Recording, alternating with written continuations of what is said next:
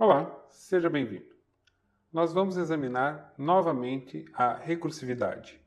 No vídeo anterior, nós vimos a definição e nós vimos a ideia de simplificar um problema a cada nova chamada da recursão.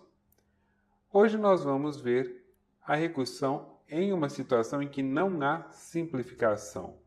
Nós vamos ver uma situação em que dificilmente se vai encontrar um algoritmo não recursivo que seja tão eficiente. E essa situação é o percurso de árvores.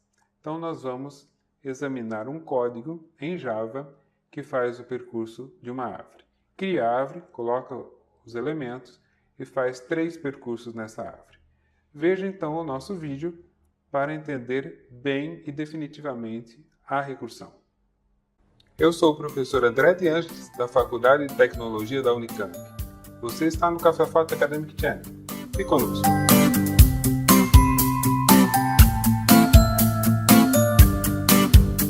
Em geral, na recursão, nós tentamos simplificar um problema, chamar a função novamente, ela tenta resolver, simplifica e segue por aí, como nós vimos no vídeo anterior.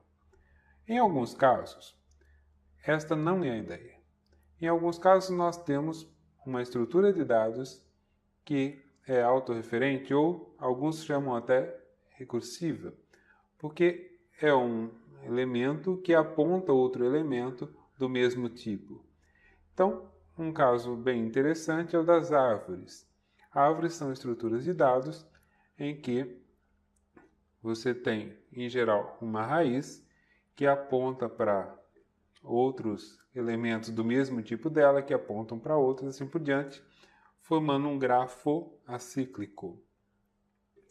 Bom, nessas estruturas que são importantíssimas na computação, nós geralmente temos uma boa eficiência em algoritmos recursivos. Nós vamos ver aqui uma árvore binária.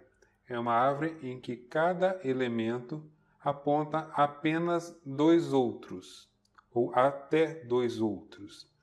Esses 2 outros são chamados filhos. Vamos ao nosso código.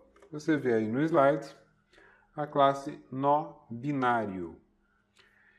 Nesse nó, nós vamos guardar uma informação que é do tipo int, apenas para exemplo. Então, final int info.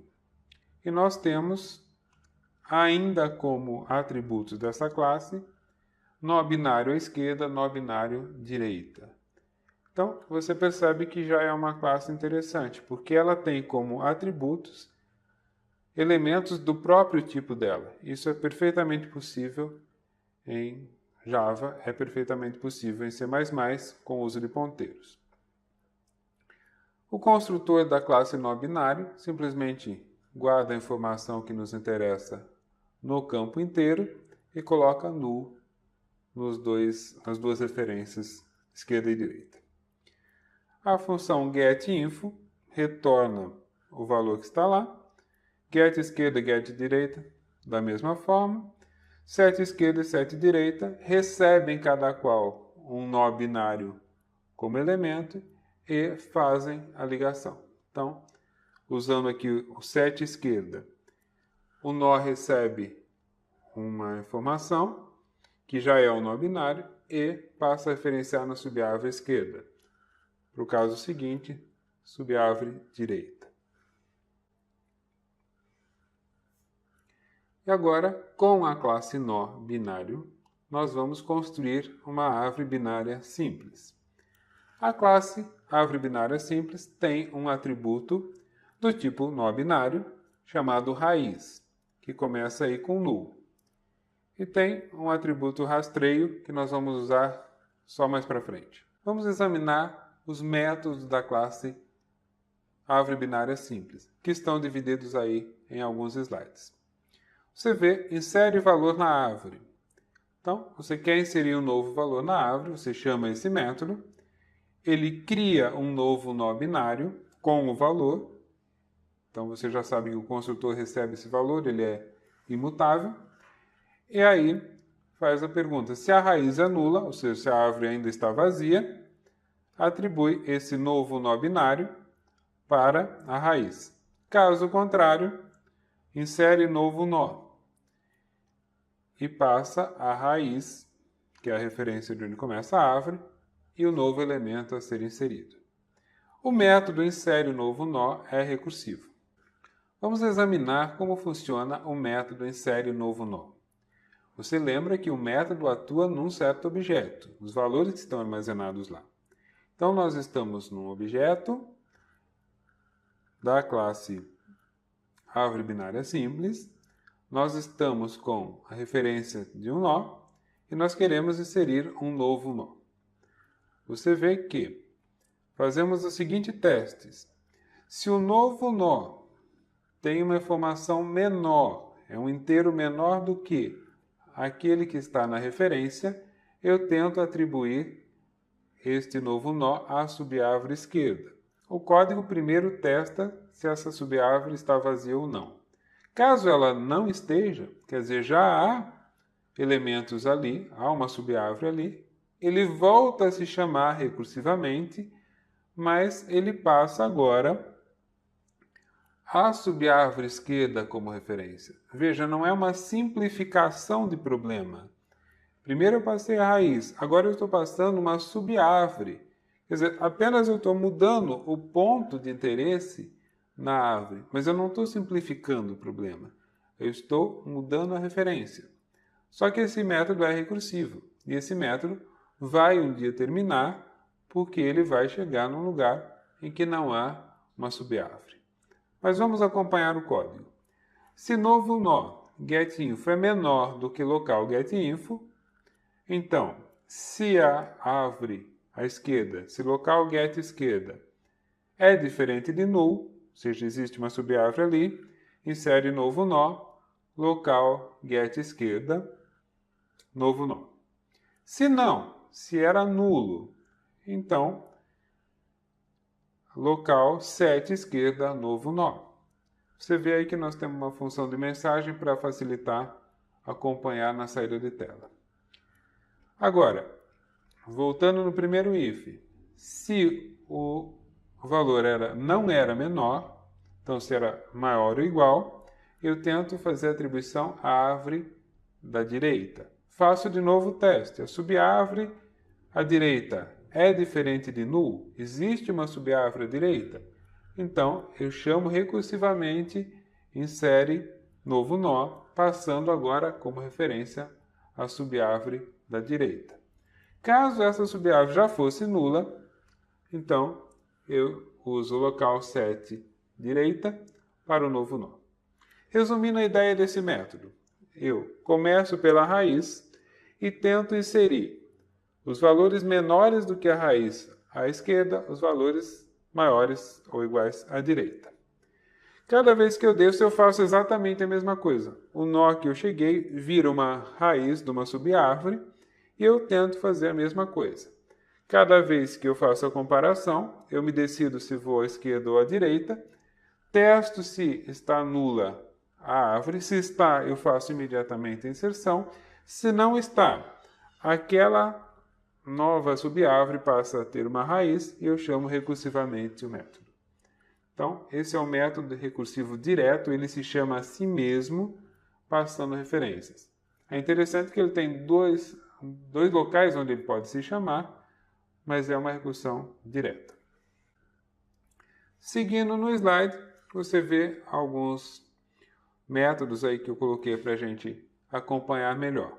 Então, o mensagem, que recebe int info, int refer e string posic. Se aquela flag rastreio está em true, ele imprime uma mensagem. Caso contrário, não imprime nada. Então, nós podemos rodar o programa com a flag em true, rastreando, e com a flag em false, para uma execução mais limpa, sem poluição de mensagens.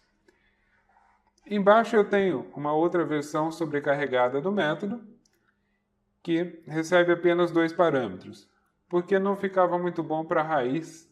Quando eu tentava usar esse método mensagem, ficava um pouco estranho. Então, para a raiz eu vou usar a segunda versão, com 2 parâmetros, e para as demais ocorrências eu uso a com 3 parâmetros. Eu tenho também aqui um método imprime in order sobrecarregado. Imprime in order começa pela raiz. Então eu não preciso passar parâmetro para ele, porque ele começa pela raiz. E ele chama imprime in order, passando evidentemente a raiz, que é a versão logo a seguir. Imprime in ordem, que recebe um parâmetro que é um nó binário. Como é que faz essa impressão? Se o nó não é null, ou seja, se eu não recebi um null como parâmetros, imprime in order a subárvore esquerda. Quando isto terminar, isso é uma recursão, eu imprimo o valor que está no próprio nó e faço a mesma coisa para a subárvore direita. Então, é uma chamada recursiva. Volto a dizer, não é uma simplificação de problema. O método percorre a estrutura, percorre a árvore até acabar, até chegar numa subárvore vazia à direita ou à esquerda, conforme seja o caso, recursivamente. Então, esse é um uso bem diferente daquele que nós vimos no vídeo anterior. Nós temos aí uma recursão que casa muito bem com a estrutura de árvore. Você vai ter bastante dificuldade para fazer um algoritmo mais eficiente para percorrer uma árvore do que uma recursão. Você vai ver também que nós temos diversas formas de percorrer a árvore. A in-order, a pré-order e a pós-order. Você vai encontrar mais detalhes em livros de estruturas de dados. Mas se você olhar o código, você percebe que eles são simétricos. Eu tenho uma versão sem parâmetros, que parte esse processo pela raiz, e uma versão com parâmetro, que é recursiva, para fazer o percurso. A diferença do in-order, pré-order e pós-order é a sequência de chamadas. Então você vê aqui que no pré-order, primeiro eu imprimo a informação do nó, aí eu percorro a subárvore esquerda e depois a direita. Só para lembrar, no primeiro caso, primeiro percorria a esquerda, imprimia e depois a direita. Aqui eu imprimo esquerda e direita. E no pós-order, que também está nesse slide, eu percorro a esquerda, percorro a direita e aí que eu imprimo a informação do nó. São percursos, são caminhamentos diferentes em cima de uma árvore. Cada qual tem sua utilidade. Agora nós vemos a classe que usa essa árvore. Então, a classe demonstração recursividade árvore. Nós declaramos um atributo private, árvore binária simples árvore, passamos null. Na função main, eu crio um objeto da própria classe, nós vimos isso em outro vídeo, e passamos imediatamente o controle da função main para os métodos desse objeto. Então, nós entramos diretamente na orientação objeto, chamando cria árvore exemplo e depois imprime árvore. Imprime árvore é um método bem simples, testa se existe árvore, se a árvore não é null, imprime em pré-order, em in-order e pós-order, ou seja, nas três formas de percurso que nós vimos. Caso a árvore esteja vazia, ele avisa que ela está vazia. Nós temos aí o cria árvore exemplo. Então, começamos com o vetor. Esse vetor tem 15 valores que serão inseridos na árvore. A ordem que esses valores estão não tem nada de mágica. Eu simplesmente escolhi uma ordem que, no processo de inserção, me levava a ter a árvore que está desenhada ao lado. Então, você vê que o 8, aí no meio do conjunto, né? Perto da mediana do conjunto, ficou na raiz. Todo mundo menor que 8 está do lado esquerdo e o contrário do lado direito. Então, essa sequência só teve o propósito de deixar essa árvore balanceada, com basicamente todas as folhas são os nós que não têm descendentes, no mesmo nível. Então, essa sequência não tem nada de mágico, é simplesmente uma árvore balanceada. Crio a nova árvore binária simples e faço um for para inserir cada um desses valores do vetor. usando árvore insere valor na árvore e a posição do vetor. Você lembra então que insere valor na árvore é um método que nós vimos e que ele faz a recursão. E você tem agora no último slide a saída de tela. Ao lado nós temos a árvorezinha desenhada, para você lembrar dela. E você tem então a inserção na árvore, com aquelas mensagens. Inserindo o valor 8 na raiz, por acaso é o primeiro do vetor. Inserindo o valor 4 à esquerda de 8, como a gente esperava. Valor 2 à esquerda de 4, 1 à esquerda de 2, 3 e assim por diante. Você tem todo o rastreio de como essa árvore foi formada. E você tem ali embaixo as 3 saídas possíveis: pré-order, in-order e pós-order. Você percebe que a saída in-order é também aquela que ordena o conjunto. Você tem, neste caso, neste nosso exemplo, você tem a função in-order imprimindo seu conjunto ordenado. Bom, você não vai encontrar um algoritmo não recursivo muito fácil para resolver isso. Então, nesse caso, a recursão funciona muito bem. Ela percorre a estrutura de dados, no caso a árvore, muito bem, com muita eficiência. E ela não tem tanto custo computacional. Qualquer implementação diferente vai incorrer em custos bastante altos e que normalmente não vale a pena. Com isso, nós fechamos o tema de recursividade. Você viu o conceito, você viu como ela pode ser aplicada na simplificação de problemas. Cada instância volta a se chamar com instâncias mais simples. Isso nós vimos no vídeo anterior. E hoje nós vimos o caso mais interessante, em que a gente percorre estruturas de dados recursivamente. Há outros casos em que você poderá usar a recursão também sem a ideia de simplificação, um percurso, um algoritmo diferente. Agora você já sabe usar a recursão, sabe o custo computacional dela, sabe como fazer o código e sabe que ela tem que ter uma condição de parada, ou atingindo o caso trivial, ou chegando no final de uma estrutura de dados, por exemplo. É importante que ela tenha a condição de parada, senão você entra numa recursão infinita. Com isso, você já pode usá-la adequadamente nos seus programas. Use quando for interessante, use quando for necessária, mas não abuse.